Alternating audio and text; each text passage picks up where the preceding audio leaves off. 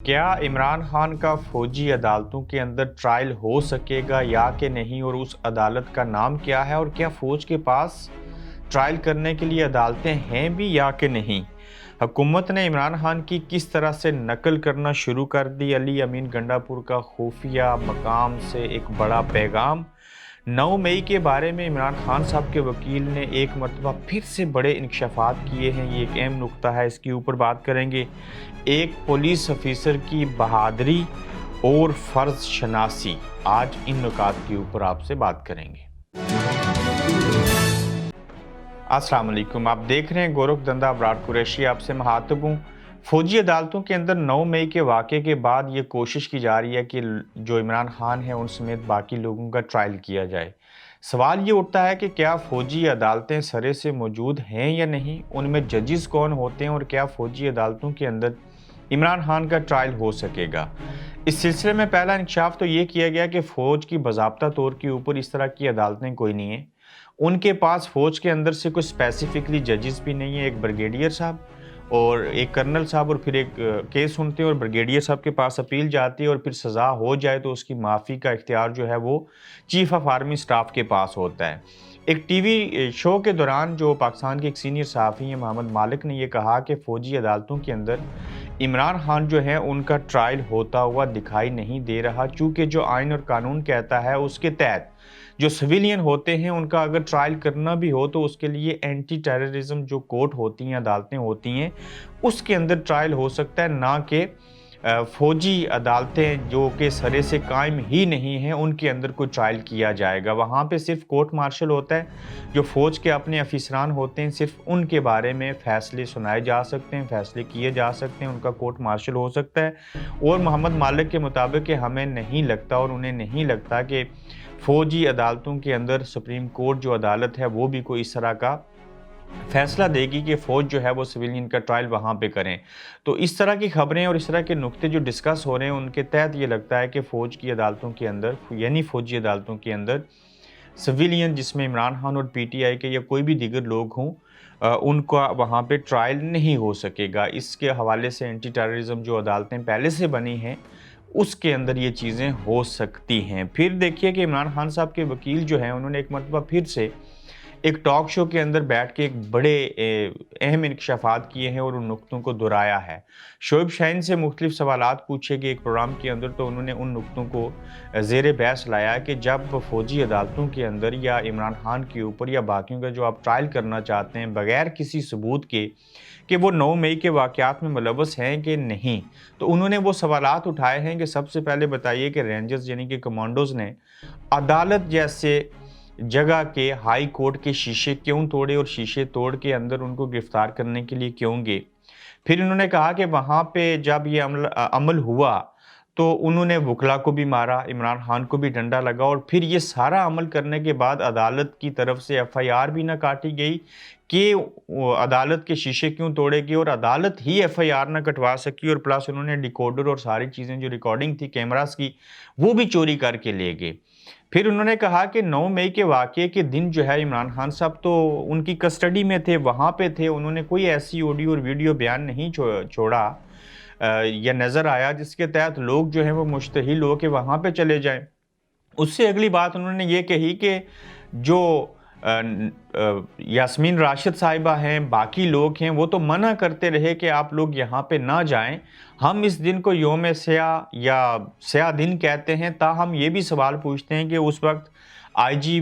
जो पुलिस हैं वो कहाँ पे थे, इस्लामाबाद के आईजी कहाँ पे थे, इन लोगों ने अपना अमल क्यों नहीं किया और 48 आवर्स के बाद दोबारा वापस आए और प्रेस कॉन्फ्रेंस की, और उसके अंदर सबसे पहला इल्ज़ाम लगाया गया कि हमारे पास 27 फ़ोन कॉल जो हैं उनका रिकॉर्ड है, उन फ़ोन कॉल्स के तहत ये साबित बात हो रही है कि पाकिस्तान तहरीक-ए-इंसाफ के रास या पता नहीं मुराद रास क्या नाम है उनका, वो उसमें शामिल हैं, और इन्होंने लोगों को दावत गुनाह दी कि जाएँ कायद-ए-आज़म हाउस यानी कि कोर कमांडर हाउस के ऊपर हमला करें, फ़लाँ चीज़ें करें। फिर वो कहते हैं, शोएब शाहीन चूँकि वकील हैं, बड़ा अच्छा उन्होंने एक और सवाल रेज़ किया کہ جب مراد راس یا جو بھی ان کا نام ہے ان کی 27 فون کالز آپ نے پکڑ لی, آئی جی پنجاب پریس کانفرنس کر کے یہ چیز کہہ رہے ہیں, تو پھر آپ کو تو انہیں پکڑنا چاہیے تھا. مراد راس جو ہیں وہ تو بے لگام کھلے عام سرے عام جو ہے وہ گھوم پھر رہے ہیں, اور ان کو استحکام پاکستان پارٹی جو تھی وہ اپنے ساتھ لے گئی, اور اس طرح سے 27 فون کال کرنے والا مراد راس جو تھا وہ سرے عام گھوم رہا ہے. اس کو سزا کیوں نہ ملی؟ تو اگر 9 مئی اتنا بڑا واقعہ تھا, اتنا بڑا سانحہ تھا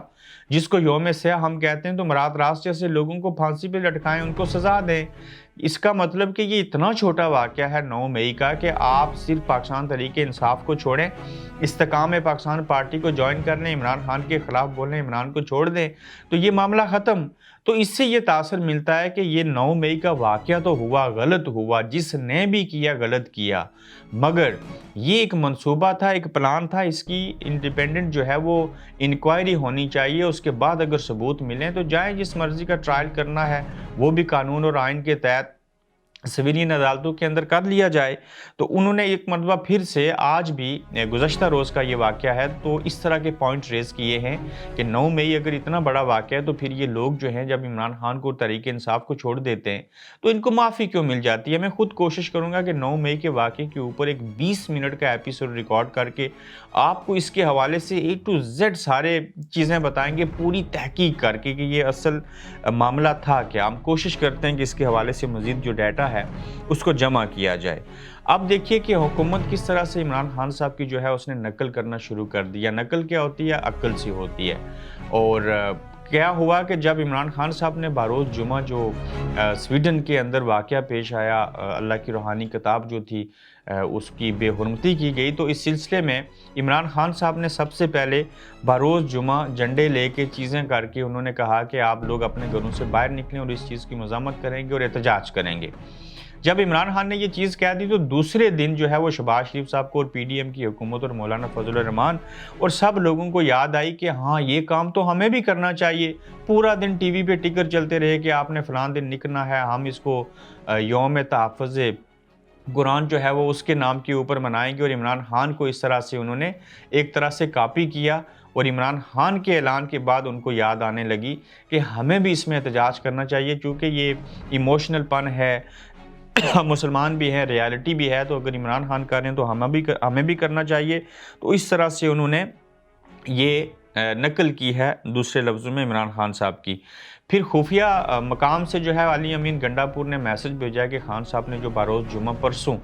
احتجاج کی کال دی ہے, یہ سویڈن کے حوالے سے بھی اور جھنڈا مہم کے حوالے سے بھی, آپ لوگ جو ہیں وہ باہر نکلیں, عمران خان کی کال کے اوپر لبیک کہیں. آڈیو پیغام انہوں نے چھوڑا اور انہوں نے کہا کہ ہم عمران خان کے ساتھ پہلے بھی کھڑے تھے, اب بھی کھڑے ہیں اور ان کے ساتھ کھڑے رہیں گے, اور یہ آپ لوگوں کے لیے آزمائش ہے کہ عمران خان کے کہنے کے اوپر جو ہے وہ جھنڈا مہم کا حصہ بنتے ہوئے اپنے گھروں سے باہر نکلیں. اور یہ ضروری ہے, اگر آپ لوگ اس بار بھی خاموش رہے اور عمران خان کے کہنے کے اوپر چھوٹا موٹا کچھ بھی احتجاج کے لیے باہر نہ آئے تو یقیناً پھر آپ لوگوں کا بھی اور عمران خان کا بھی نقصان ہوگا. تو علی امین گنڈاپور خود تو خفیہ مقام پہ ہیں, لیکن انہوں نے آڈیو میسج چھوڑ کر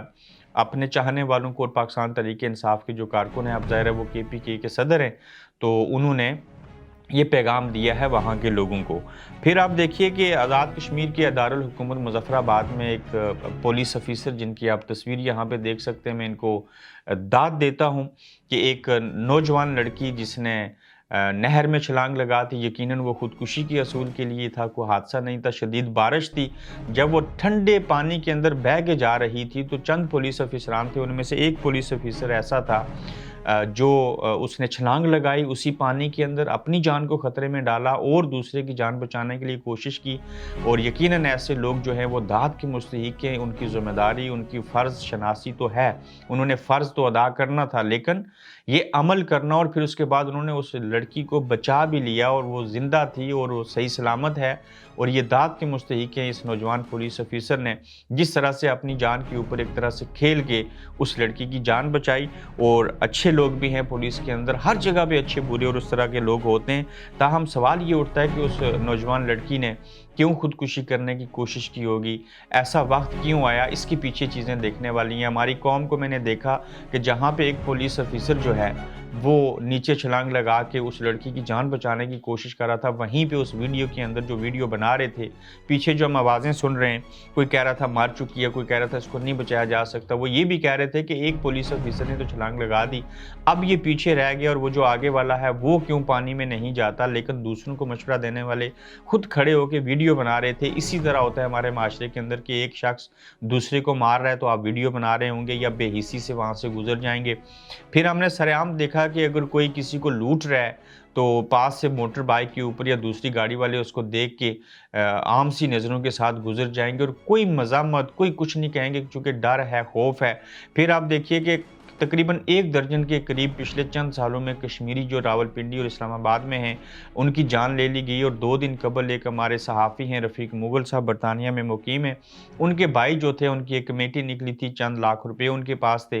तो जब वो पिंडी से वापस नीलम की तरफ अपने घर जाने के लिए इस्लामाबाद और पिंडी के इलाके में थे तो उनको भी बुरे तरीके से कत्ल कर दिया गया। और ये एक बहुत बड़ा लम्हा फ़िक्रिया है कश्मीरियों के साथ ही वहाँ पे क्यों हो रहा है, और ख़ासकर कश्मीरी हो या कोई भी और हो, किसी की जान नहीं जानी चाहिए। और इस्लामाबाद दारुल हुकूमत है, ये कैपिटल है किसी मुल्क का। अगर यहाँ पे लोग गैर महफूज हैं, ये सारी सूरत हाल है, तो फिर बाकी जगहों के ऊपर क्या होगा। इसलिए कहते हैं कि जो गुर्बत है, जो भूख और नंग है, इससे बड़ा गुनाह कोई नहीं है। और जब मुल्क के माशी हालात ख़राब होंगे, जब लोगों को खाने को नहीं मिलेगा, उनकी जायज़ ख़वाहिशात पूरी नहीं होंगी, तो फिर लोग कानून को अपने हाथों में लेंगे, फिर लोग दूसरों की जान भी अपने हाथों से लेंगे। इसी तरह से डाका